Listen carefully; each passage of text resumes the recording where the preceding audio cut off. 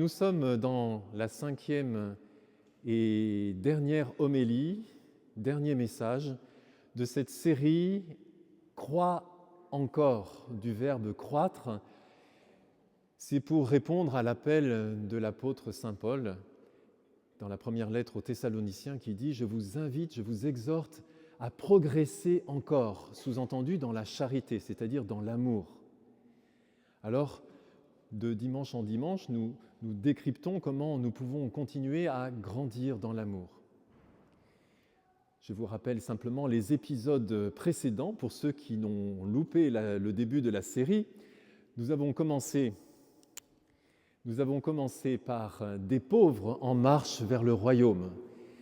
Et puis ensuite, nous avons entendu qu'il était question des œuvres de miséricorde. Ce sont des œuvres fondamentales pour notre cheminement à la suite du Christ. Et puis l'objectif sainteté. On va y revenir un petit peu aujourd'hui parce que c'est la perspective vers laquelle nous marchons. Dimanche dernier, c'était le combat dans le désert avec Jésus affronté au diable, le combat et les obstacles à la charité, à l'amour. Et aujourd'hui, je vous propose un message centré sur cette expression, ma vocation, c'est l'amour. C'est une expression que nous devons à sainte Thérèse de Lisieux. Et j'y reviendrai un petit peu plus tard. Plongeons tout de suite dans les Écritures, avec saint Paul dans la deuxième lecture, qui nous disait ceci. Dieu nous a sauvés. Je ne vais pas plus loin pour l'instant dans la citation parce qu'il faut s'arrêter là. Dieu nous a sauvés. Qu'est-ce que ça veut dire que Dieu nous a sauvés? De quoi il nous a sauvés? Il faut se le rappeler régulièrement, ça. Il nous a sauvés de ce qu'on appelle le péché. Vous savez ce que c'est le péché? C'est le cancer de l'âme. Le cancer du corps, ça fait mourir le corps. Ça conduit à la mort corporelle. Le cancer de l'âme, ça fait mourir l'âme. Ça conduit à la mort spirituelle. Or, l'âme qui n'est pas corporelle est éternelle. Elle doit vivre, elle doit exister toujours. Mais qu'est-ce que ça veut dire que l'âme meurt spirituellement? Ça porte un nom. Ça s'appelle l'enfer. C'est-à-dire l'âme qui se recroqueville sur elle-même dans son orgueil, dans son égoïsme, dans sa jalousie, dans sa haine, dans ses emportements, dans ses jugements, dans tout ce que vous connaissez, peut-être avec moi, qui nous affecte profondément et dans lesquels on peut s'enfermer définitivement. Ça s'appelle l'enfer. Et le Seigneur nous a sauvés de ça,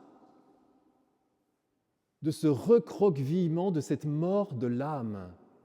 Il nous a sauvés, que c'est grand quand on réalise cela. Alors comment est-ce qu'il a fait pour nous sauver? Eh bien, sur la croix, en donnant sa vie par amour pour nous. Ça aussi, il faut nous le rappeler souvent, que Dieu nous a tant aimés qu'il a donné son Fils unique, son bien-aimé. Non pas pour que nous soyons condamnés, jugés, mais que nous soyons sauvés. Et comment est-ce que nous accueillons ce salut qu'il nous donne sur la croix? C'est très simple, par le baptême. Le baptême que nous recevons un jour, nous aurons la joie de célébrer des baptêmes bientôt à Pâques, mais que nous mettons en œuvre chaque jour. Et ça, c'est très important aussi, parce que ce n'est pas quelque chose de magique qui vient nous transformer, pouf, et puis il n'y a plus rien à faire.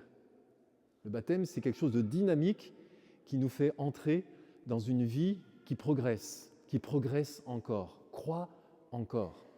Alors donc, saint Paul nous dit « Dieu nous a sauvés ». Et il continue en disant quoi? Il nous a appelés à une vocation sainte. Alors ça, c'est un pléonasme, parce que le mot « vocation », ça veut dire justement « appeler ».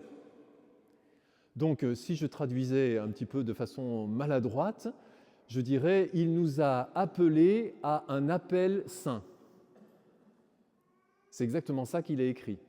C'est pour dire qu'il insiste, saint Paul, sur cette notion d'être appelé. Dieu nous appelle. Et cet appel qu'il fait retentir dans notre cœur, il est saint, c'est-à-dire qu'il tire sa source et ses caractéristiques de ce que Dieu est en lui-même, puisque Dieu est saint. Et il nous fait entendre un appel saint. Cet appel, nous avons à le déployer dans notre vie, jour après jour. Alors, dans le carême, nous méditons la Passion, nous allons vers la Semaine Sainte, nous avons entendu parler des combats, mais dans ce deuxième dimanche du carême, Jésus veut nous montrer vers où ça nous conduit. C'est-à-dire, lorsqu'il nous appelle, c'est qu'il nous invite à le suivre, à nous déplacer. Et c'est pour aller où? Eh bien, il nous le montre, comme aux disciples, dans l'Évangile que je viens de proclamer. Jésus fut transfiguré devant eux. Son visage devint brillant comme le soleil et ses vêtements blancs comme la lumière. Voilà, qu'est-ce qui se passe à ce moment-là? Parce que les disciples, ils ont suivi un homme qui a percuté leur cœur. Ils ont bien compris qu'il venait de Dieu. Pierre, quelques jours auparavant, il a même dit « Tu es le Messie, l'élu de Dieu ». Mais est-ce qu'ils étaient capables d'aller plus loin que ça? Et là, Jésus leur fait vivre une grâce extraordinaire. Cet homme qu'il est, lui, Jésus, il est plus qu'un homme. Alors bien sûr, il a grandi comme un embryon, un fœtus, un bébé, un enfant, un ado, un adulte, dans son humanité, mais il est plus que cette humanité. Et tout d'un coup, c'est comme si il rendait son humanité transparente à la réalité profonde qu'il est en lui-même. C'est-à-dire qu'il montre sa divinité. Jésus est Dieu, Dieu fait homme. Et là, tout d'un coup, Pierre, Jacques et Jean, ils voient cela. Ils voient ce rayonnement qui est le rayonnement de l'être divin, qui est Jésus lui-même. Mais ce rayonnement, c'est quoi? C'est quoi l'être de Dieu? Lorsque Saint Jean veut nous en parler, il a une petite formule extrêmement courte, 3 mots. 3 mots pour dire qui est Dieu, qu'est-ce qu'il est profondément. Il nous dit « Dieu est amour ». C'est-à-dire que dans la transfiguration de Jésus, avec les apôtres, nous contemplons le rayonnement de l'amour, du véritable amour. Pas du sentiment amoureux qui fait qu'un jour je t'aime, un jour je ne t'aime pas, mais de cet être profond, éternel, infini, qui est Dieu lui-même, qui est amour. Or, frères et sœurs, écoutez bien, Saint Pierre, dans sa deuxième lettre, au tout début, chapitre 1, verset 4, dit ceci: « Il nous a fait des dons afin que vous deveniez participants de sa divinité. » Waouh! Vous vous rendez compte, frères et sœurs? Ce rayonnement que les apôtres contemplent en Jésus, qui est l'amour divin qui se manifeste à eux, nous sommes appelés à être rendus participants de ça. Il y a même un saint dans l'histoire qui l'a manifesté physiquement, c'est Saint Séraphime de Sarov, où à un certain moment, il est devenu rayonnant plus que le soleil.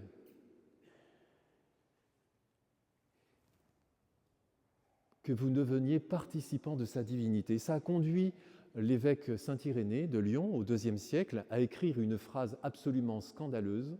Si on ne comprend pas ça, il écrit ceci: « Dieu s'est fait homme pour que l'homme devienne Dieu. » Alors non pas Dieu par moi-même, comme je suis tout-puissant, à la façon des puissants de ce monde qui s'envoient des missiles les uns sur les autres, mais en étant rendu participant de l'être même de Dieu, en étant habité et transformé de l'intérieur par l'être même de Dieu qui est amour. Le problème, c'est que nous vivons dans un monde, comme je le disais avec les échanges de missiles qui ont lieu en ce moment, nous vivons dans un monde qui est encrassé de péché. C'est un peu comme si nous vivions dans un brouillard qui fait que nous ne voyons plus la réalité profonde. La réalité profonde qui est cette présence de Dieu, cette présence pleine d'amour de Dieu, qui fait que nous existons, sinon nous n'existerions pas, et qui nous appelle à un appel saint, à une vocation sainte, qui est de participer à sa divinité pour toujours. Seulement nous sommes dans le brouillard. Bien trop souvent, nous sommes dans le brouillard. Et quand on est dans le brouillard, on ne voit plus rien. Pourtant, il y a tellement à voir. Et qu'est-ce qu'on fait quand on ne voit plus rien et qu'on est dans le brouillard? Il y a deux solutions. Ou bien on s'assoit et on s'arrête. Ça peut durer longtemps. Ou bien on entend une voix qui nous appelle, parce qu'on peut encore entendre dans le brouillard, qui nous appelle et qui nous dit, et qui vient même prendre notre main, et qui nous dit « Allez, tu viens avec moi, on va partir là, droit devant toi. » « Mais j'y vois rien, Seigneur !» Fais confiance, on va y aller ensemble.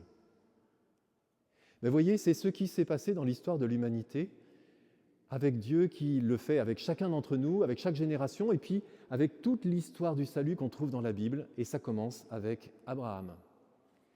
Abraham était païen. Il était païen, il était polythéiste, si vous voulez, comme à son époque, tout le monde l'était. Et puis voilà qu'il fait une expérience de Dieu. Dieu lui parle. Il était dans le brouillard, il a entendu une voix. Cette voix s'est adressée à lui et lui a adressé un saint appel. Quitte ton pays, ta parenté et la maison de ton père, et va vers le pays que je te montrerai. Allez, je te prends la main, tu ne me vois pas, mais tu m'entends. Si tu veux, on avance ensemble. La sainteté d'Abraham, c'est qu'il a fait confiance dès le départ et il est parti sans savoir où il allait, sans savoir dans quel pays il allait se retrouver, sans savoir les obstacles ou les épreuves qu'il allait traverser. Mais il est parti dans la confiance avec ce Dieu dont il a fait l'expérience. Cette petite phrase, là j'ai souligné en jaune, « va vers le pays ». Si on traduit mot à mot, au plus près du texte, le texte hébreu tel qu'il est écrit, ça devient bouleversant parce qu'on peut le traduire tout à fait comme ceci. « Quitte ton pays, ta parenté et la maison de ton père et va vers toi-même. » Va vers toi-même. C'est-à-dire que lorsque Dieu s'adresse à moi et qu'il me demande de cheminer avec lui, ce n'est pas pour aller dans un pays imaginaire, c'est pour aller vers moi-même, vers le déploiement, vers l'épanouissement de moi-même. Parce qu'aujourd'hui, je vous fais une confidence, je suis pécheur. Il y a du mal qui affecte mon âme, qui me fait avoir des pensées tordues, je ne vous dirai pas lesquelles, qui me fait avoir de temps en temps des paroles qui ne sont pas gentilles, qui me fait avoir des actes qui parfois ne sont pas ajustés, qui me fait manquer aussi des actes d'amour que je pourrais faire et que je ne fais pas. Seulement, Dieu, il s'adresse à moi, il me dit, allez, ensemble, on va cheminer, on va aller vers toi-même, c'est-à-dire vers l'épanouissement dans l'amour de toi-même, de qui tu es profondément. Pour que tu sois rendu participant de ma divinité, il faut qu'il y ait des choses qui changent, qui bougent en toi. Il y a un cheminement à faire. Eh bien, on va le faire ensemble.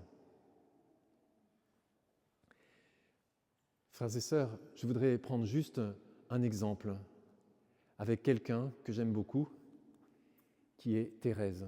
Cette photo, on ne la connaît pas beaucoup, elle est peu connue parce qu'elle est un peu floue. Vous la voyez à droite, Thérèse. C'est elle qui a dit « ma vocation, c'est-à-dire mon appel, c'est l'amour ». Mais ce qu'elle dit de elle-même, vous avez compris que c'est vrai de chacun d'entre nous. Mon appel, mon saint appel, ma vocation, c'est l'amour.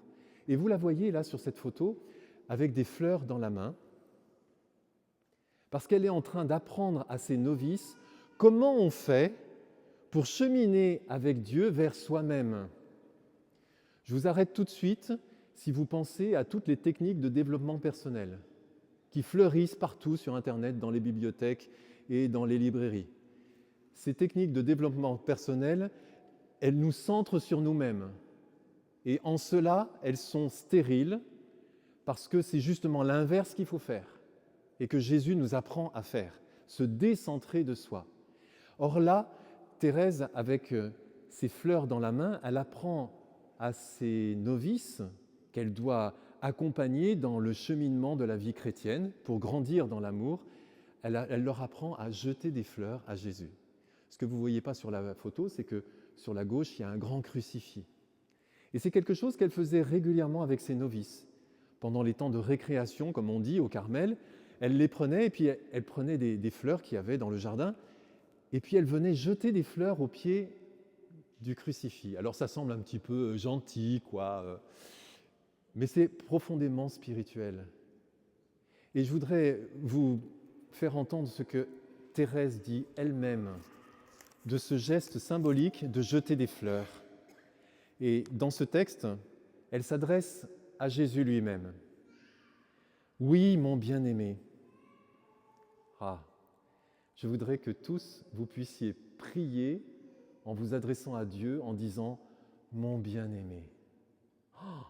Qu'est-ce que ça fait du bien au cœur quand on dit ça. « Oui, mon bien-aimé, je n'ai d'autre moyen de te prouver mon amour que de jeter des fleurs, c'est-à-dire de ne laisser échapper aucun petit sacrifice, aucun regard, aucune parole, de profiter de toutes les petites choses et de les faire par amour. » Ce qu'elle appelle jeter des fleurs, c'est d'introduire de l'amour dans les toutes petites choses du quotidien.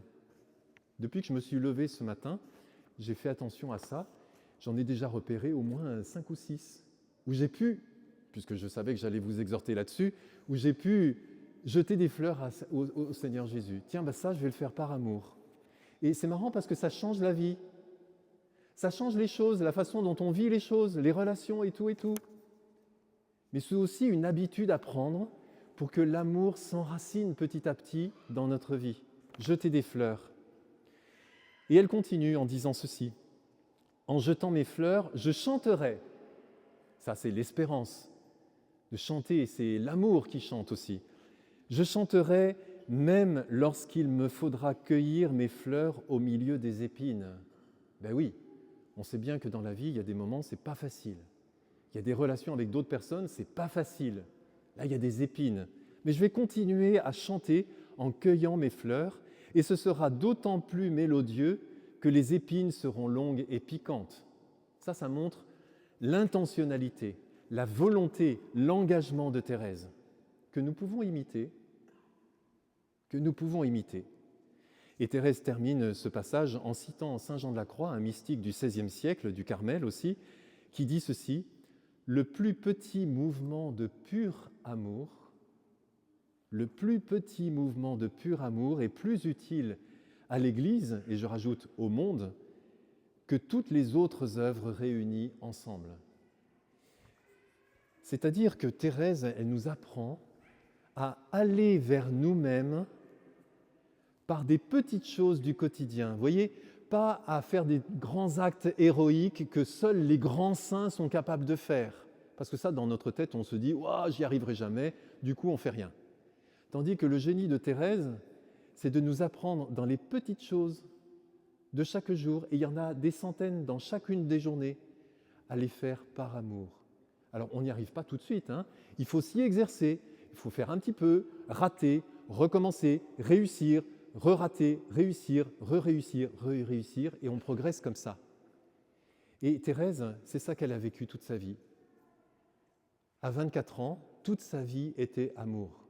Cette photo qui a été prise le jour de sa mort nous la montre comme enveloppée dans la paix et dans la lumière du Christ. Elle est montée au ciel et depuis 1897, non seulement elle continue de jeter des fleurs à Jésus, mais ces fleurs, Jésus, il continue, lui, de les jeter sur la terre et elle fait du bien sur la terre entière depuis 1897. Il y a des milliers et des milliers de guérisons, de miracles, de réconciliation, de conversion, d'apaisement partout sur la terre que Dieu fait parce que Thérèse le lui demande simplement. Elle jette des fleurs et puis le Seigneur, il recueille ces fleurs et puis il les jette partout sur le monde. Et c'est ça notre vocation. Thérèse, en fait, elle a mis en œuvre ça. Dieu nous a sauvés, il nous a appelés à une vocation sainte, à un appel saint. Et elle y a répondu de tout son cœur jusqu'au bout. Alors j'ai pris Thérèse, mais j'aurais pu prendre n'importe quel autre saint.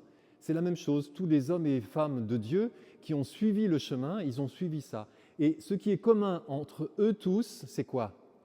C'est qu'ils ont mis en œuvre ce que le Père lui-même, Dieu le Père lui-même nous fait entendre. Et je finis là-dessus. Celui-ci est mon Fils bien-aimé en qui je trouve ma joie. Écoutez-le.